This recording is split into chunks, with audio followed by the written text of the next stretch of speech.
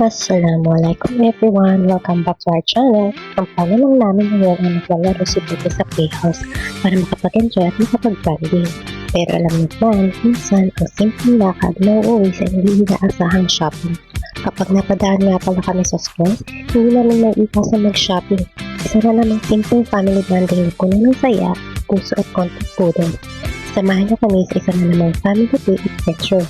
Yung plano lang talaga namin is dalhin si Bebe sa playhouse para makapaglaro at makapag-enjoy. Pero tulad ng dati, mula sa playhouse, nagsasabit lang ang shopping. Nauwi na naman kami sa shopping. Kung gusto niyo ng mga simpleng family vlogs, bonding comments, and type adventures, sulit na sulit ang bonding namin pamilya. Salamat sa panonood. Sana nag-enjoy kayo.